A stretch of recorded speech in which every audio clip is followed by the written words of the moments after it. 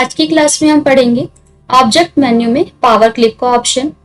जैसा कि स्क्रीन पे अभी आप एक फॉर्मेट देख पा रहे होंगे जिसमें एक इमेज इस तरह से सर्कल में पॉइंट में है। तो इस तरह से इमेजेस अगर हम बनाना चाह रहे हैं तो किस तरह से हम बना सकते हैं, तो इसके लिए हम लोग पावर क्लिप का यूज करेंगे। सबसे पहले हमने क्या किया, एक शेप बनाया इस तरह से सर्कल। अब इसकी जगह पे आप शेप कोई भी यूज कर सकते हैं, सर्कल भी ले सकते हैं या स्क्वायर शेप, कोई भी शेप आप लेना चाहें आप ले सकते हैं। एक शेप बनाने के बाद फिर हमने इसी का डुप्लीकेट कर लिया कंट्रोल डी से। इसको थोड़ा सा हम छोटा कर लेते हैं एडजस्ट करने के लिए।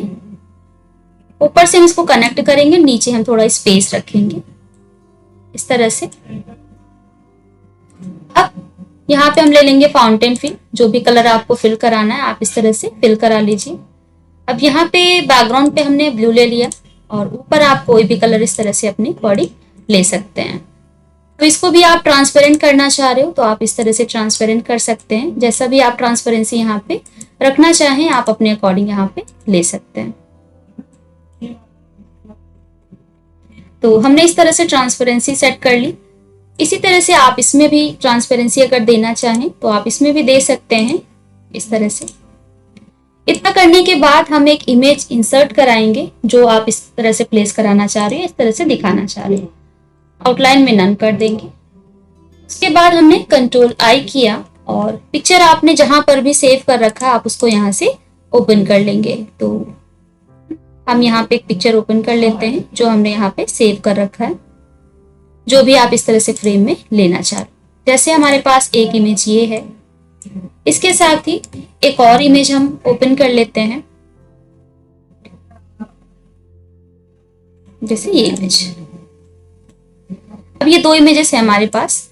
अगर आप चाह रहे हो कि आपको इस इमेज को इस शेप के अंदर इस तरह से रखना है तो इसके लिए हमें क्या करना होगा, सबसे पहले हमें पिक्चर को सेलेक्ट करना होगा। अभी अगर आप ऑप्शन में जाके देखें तो आपके सारे ऑप्शन इसमें हाइड हैं। तो इसके लिए सबसे पहले आपको इमेज को सेलेक्ट कर लेना है। सेलेक्ट करने के बाद अब अगर आप ऑब्जेक्ट मेन्यू में पावर क्लिप का ऑप्शन देखेंगे तो आपको ये हाईलाइट मिलेगा। सबसे पहला ऑप्शन हमें मिल जाएगा प्लेस इनसाइड फ्रेम।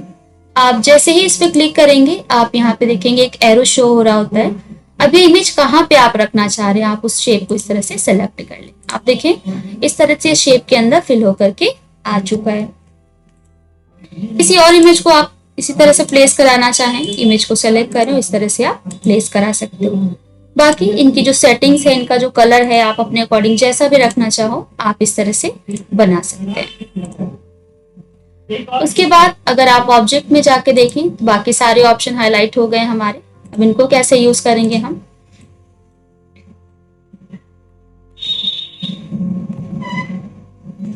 अभी यहाँ पे ये पिक्चर हमारे शेप के अंदर फिल हो चुका है प्रॉपरली। ऑब्जेक्ट में अगर जाते हैं पावर क्लिप में हम एक्सट्रैक्ट कंटेंट कर देते हैं तो ये क्या करेगा, ऑब्जेक्ट को अलग करेगा और हमारे शेप को अलग कर देगा। इसी तरह से अनडू करेंगे।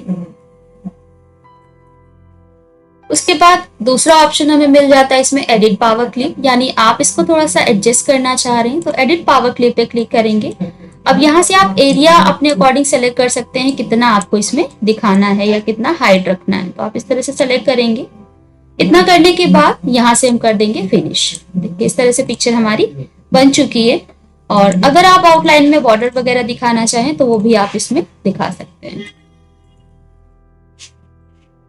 बाकी इन सब में जो भी कलर आपको लेना है वो कलर आप अपने अकॉर्डिंग सेट कर सकते हैं। उसके बाद दूसरा ऑप्शन हमें इसमें मिल जाता है पावर क्लिप में ही फिनिशिंग का। अब जैसे यहाँ पे आप एडिट कर रहे हैं कुछ भी, अब चाहे आप यहाँ से फिनिश करें या फिर ऑब्जेक्ट मेन्यू में जा करके आप यहाँ से भी फिनिश एडिटिंग पावर क्लिप कर सकते हैं।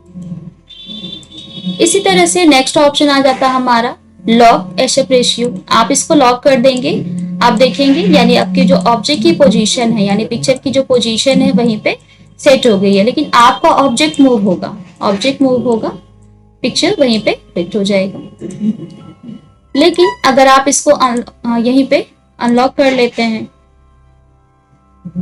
ऑप्शन में जाकर के, अब देखिए दोनों एक साथ इस तरह से लॉक हो चुके हैं, ऑब्जेक्ट भी आपका और जो भी आपने इसमें पिक्चर ऐड कर रखे हैं वो भी। नेक्स्ट अब इसकी अलाइनमेंट आपको सेंटर करना है या फिर फिट प्रॉपरली करना है इसको तो आप यहाँ से प्रॉपरली फिट कर सकते हो इस तरह से। इसी तरह से पावर क्लिप में आगे के ऑप्शन आ जाएंगे। ये सारी सेटिंग का होता है, जैसे थोड़ा सा आप इसको और अच्छे से एडजस्ट करना चाह रहे हैं तो आप इस तरह से बना सकते हैं। या स्ट्रेच टू फिल, थोड़ा सा इसको स्ट्रेच करके करना है। कॉपी पावर क्लिप फ्रॉम, यानी अगर आप चाह रहे हो कि इस प्रॉपर्टीज को, इनकी प्रॉपर्टीज को किसी और जगह पे हमें कॉपी करना है, तो पहले आप उस ऑब्जेक्ट को सेलेक्ट करें जिसकी कॉपी आपको बनानी है। देन आप पावर क्लिप ऑप्शन पे जाएं, कॉपी प्रॉपर्टीज फ्रॉम क्लिक कर दें। यहाँ पे आप उस शेप को सेलेक्ट करेंगे जिसमें ये प्रॉपर्टीज आपको चाहिए। तो हमें इस शेप में चाहिए तो हम इस शेप को सेलेक्ट करेंगे, ऑब्जेक्ट पे आ जाएंगे, पावर क्लिप और copy power clip from click कर देंगे। इस तरह से आ जाएगा। तो इस तरह से पावर क्लिप का यूज कर सकते हैं। और इसी में अगर आप पावर क्लिप पे एक ऑप्शन देखें, create empty power clip frame, यानी कि खाली फ्रेम आपको इस तरह से बनाना है तो आप बना सकते हैं। तो ये था हमारा पावर क्लिप का ऑप्शन। नेक्स्ट ऑप्शन आ जाता है हमारा सिमेट्री टूल। ये भी काफी यूजफुल ऑप्शन है। आइए देखते हैं हम किस तरह से इसका यूज करेंगे।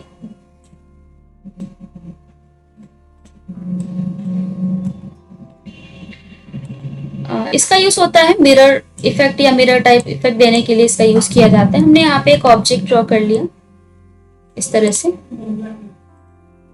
सेलेक्ट कर लेते हैं। उसके बाद यहाँ से आके हम कर देंगे इंटरसेक्ट। बाकी के पोर्शन को हम सेलेक्ट करके डिलीट कर लेंगे। शेप को सेलेक्ट करेंगे। अब इसमें आप कोई कलर लेना चाहें, फाउंटेन या डार्क कलर, तो जो भी आपको कलर यहाँ पे लेना है आप अपने अकॉर्डिंग कलर को सेलेक्ट कर लें इस तरह से। उसके बाद हमें इसको सेलेक्ट करना है, बीच में ये जो पॉइंटर आ रहा है सेंटर, इसको बिल्कुल हमें इस तरह से सेंटर पे रख देना है। फिर इस रोटेशन पॉइंट से इसको राइट की ओर घुमाना है। फिर धीरे से हमें राइट क्लिक कर देना है और कंट्रोल डी करके इसका डुप्लीकेट बना देते हैं। शेप बनाया हमने, इसको छोटा कर लेते हैं। अब इसके अगर हमें मिरर बनाने होते हैं कॉपी, तो उसके लिए हम इस ऑप्शन का यूज करेंगे। सिमेट्री पे जाएंगे और क्रिएट न्यू सिमेट्री पे क्लिक कर देंगे। आप देख पा रहे होंगे सामने इसका एक इस तरह से मिरर यानी सिमेट्री बन के आ गया है। अब अगर आप चाह रहे हैं कि मिरर लाइंस को बढ़ाना है हमें, तो आप यहाँ से मिरर लाइंस को बढ़ा भी सकते हैं। मैक्सिमम आप इसमें 12 कर सकते हैं, इससे ज्यादा ये नहीं बनाएगा। कम करना है आप यहीं से कम कर सकते हैं। उसके बाद नेक्स्ट ऑप्शन आ जाता है हमारा पोजीशन का। सिमेट्री अलाइनमेंट आप दे सकते हैं। रोटेट करना है आप यहाँ से रोटेट करा सकते हैं। नेक्स्ट ऑप्शन आ जाता है हमारा एंगल रोटेशन, वही सेम आप यहाँ से कर सकते हैं। अभी आप देखें तो जो भी ऑब्जेक्ट हमने बनाया सिर्फ उसके पाथ यहाँ पे आ रहे, सिमेट्री में फिलिंग नहीं आ रही है। आप चाह रही हैं कि कलर्स भी आ जाए, तो हम यहाँ पे शो फुल प्रीव्यू, उसके साथ आप क्लिक करेंगे या फिर ऑल्ट के साथ शिफ्ट पी भी कर सकते हैं। अब देखिए इस तरह से प्रीव्यू आ जाएगा। अब अगर आप इसको रखना चाह रहे हैं तो आप यहाँ से कर दीजिए फिनिश। आप देख पा रहे होंगे इस तरह से एक सिमेट्री लाइन बनके तैयार हो गई है। अब इसमें कुछ एडिटिंग करना है आपको, तो आप एडिट पे क्लिक कर दीजिए। आप यहाँ से एडिटिंग कर सकते हैं। अब ये जो ऑप्शन हम बाहर से पढ़ रहे हैं वही सेम ऑप्शन हमें इसके अंदर मिल जाता है। देखिए एडिट सिमेट्री पे क्लिक किया, ये नंबर ऑफ पॉइंट्स को कम करना या बढ़ाना वो आप कर सकते हैं। या फिर फिनिश एडिटिंग आप करेंगे तो जो भी एडिटिंग आप कर रहे होते हैं वो फिनिश हो जाएगा। आप आगे के काम को आप कंटिन्यू करना चाहें तो आप कर सकते हैं। रिमूव करना है सिमेट्री लाइंस को, आप रिमूव कर सकते हैं। यहाँ पे सिर्फ आपका जो करंट ऑब्जेक्ट आपने पहले बनाया था वो ही यहाँ पे रहेगा, बाकी सिमेट्री के लाइंस और ये सारी चीजें आपकी रिमूव हो जाएंगी। ब्रेक सिमेट्री लाइंस कर देंगे तो ये सारे हमारे एक साथ कंबाइन हो जाएंगे। तो ये था हमारा सिमेट्री का ऑप्शन, काफी अच्छे तरीके से आप इसको यूज कर सकते हैं। देखिए इतनी आप इसकी कॉपी बनाना चाहें इस तरह से फिनिश कर देंगे। अब आप इसमें एडिटिंग कर सकते हैं। रिमूव करना है तो आप यहाँ से रिमूव भी करा सकते हैं। नेक्स्ट आ जाता है हमारा सिंबल का ऑप्शन।